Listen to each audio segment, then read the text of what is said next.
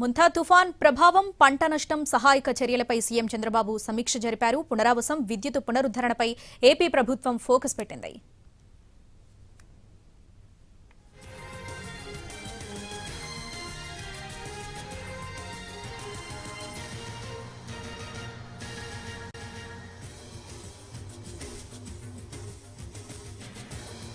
ముంతా తుఫాన్ ప్రభావం పంట నష్టం సహాయక చర్యలపై సీఎం చంద్రబాబు సమీక్ష జరిపారు. ఈ సమీక్షకి సంబంధించి పూర్తి అప్డేట్స్ మా ప్రతినిధి ప్రసన్న అమరావతి నుంచి లైవ్ లో అందిస్తారు. ప్రసన్న, శ్రావణి, ఓవరాల్ గా తుఫాను తీరం దాటడంతో పంట నష్టం మీద ప్రభుత్వం దృష్టి పెట్టింది. ఆల్రెడీ ఇప్పటికే సీఎం అధికారులను ఆదేశించారు. పంట నష్టం వివరాలు ప్రధానంగా అరటి పంటలు, వరి, కొన్ని ఉద్యానవన పంటలకు సంబంధించి తీవ్ర నష్టం తూర్పుగోదావరి కావచ్చు, ఉత్తరాంధ్ర కావచ్చు, కృష్ణా గుంటూరు ప్రాంతాల్లో కొన్ని చోట్ల ప్రస్తుతం ఉంది. ఎందుకంటే తుఫాను తీవ్రత ఎక్కువయ్యే కొద్దీ భారీ వర్షాలు, గాలి కూడా ఎక్కువగా ఉంది. దీనివల్ల పంట నష్టం మీద అంచనా వేయడం మీద ప్రభుత్వం దృష్టి పెట్టింది. అవసరమైతే కేంద్ర సాయం కూడా తీసుకుని పంట నష్టం వివరాలు కూడా, అసలే అన్నదాత ఇబ్బందుల్లో ఉంటే ఈ తుఫాన్లు వరుసగా మరింత ఇబ్బందులు కలిగిస్తున్నాయి. దీని మీద ప్రధానంగా ప్రభుత్వం ఫోకస్ పెట్టిన పరిస్థితి అయితే కనిపిస్తోంది. వ్యవసాయ శాఖ కానీ, వ్యవసాయ శాఖ అధికారులు కానీ సీఎం ఆదేశాలతో అలర్ట్ అయ్యారు.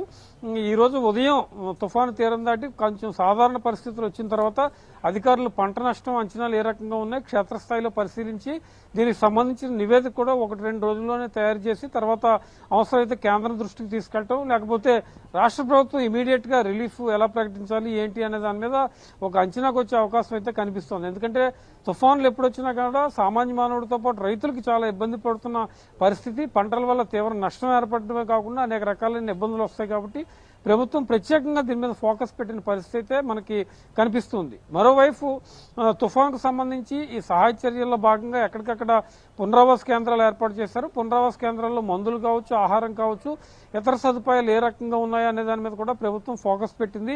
ఎప్పటికప్పుడు మానిటరింగ్ చేస్తున్న పరిస్థితి. అన్ని జిల్లాల కలెక్టర్లు, ప్రత్యేక అధికారులు కూడా ఎప్పటికప్పుడు అలర్ట్నెస్ తోనే ఉన్నారు. ఎందుకంటే కొన్ని జిల్లాల్లో భారీ వర్షాలు అర్ధరాత్రి నుంచి మొదలయ్యాయి, ఉదయం వరకు కూడా. ఇప్పుడిప్పుడే 8-9 గంటల ప్రాంతాల్లో కొన్ని జిల్లాల్లో తగ్గడం, కొన్ని జిల్లాల్లో ఒక మాదిరిగా వర్షం పడడం జరుగుతోంది.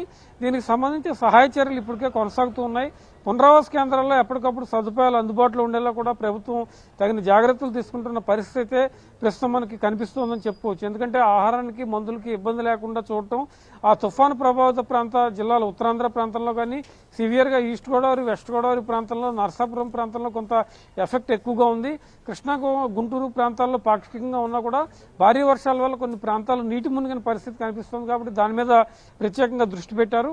మరోవైపు మున్సిపల్ శాఖ, ఇతర శాఖల సమన్వయంతో చెట్లు తొలగించడం, విద్యుత్తు పునరుద్ధరణ మీద కూడా 28,000 సేవలకు అంతరాయాలు ఏర్పడింది. అంటే ఎలక్ట్రిక్ పోల్స్ ముందుగానే పవర్ కట్ చేయడం, లేకపోతే గాలికి ఎలక్ట్రిక్ పోల్స్ కూలటం, ఎక్కడికక్కడ మళ్ళీ కొత్త ఎలక్ట్రిక్ పోల్స్ ఏర్పాటు చేసి విద్యుత్ పునరుద్ధరణ. అంటే చాలా ప్రాంతాలు ఇప్పటికే విద్యుత్ పునరుద్ధరించారు. ఒక 10,000కు పైగా ఇంకా కొంత వర్క్ జరుగుతుంది. దానికి సంబంధించి మధ్యాహ్నం పూర్తి స్థాయిలో విద్యుత్ సరఫరా చేసేలా కూడా జాగ్రత్తలు తీసుకుంటూ ఉన్నారు. ప్రభుత్వం మొత్తానికి తుఫాన్ అలర్ట్నెస్, మిగిలిన అంశాల మీద, సహాయ చర్యల మీద ప్రత్యేకంగా దృష్టి పెట్టిన పరిస్థితి అయితే ప్రస్తుతం మనకు కనిపిస్తుంది. Right Prasanna, thanks for the updates.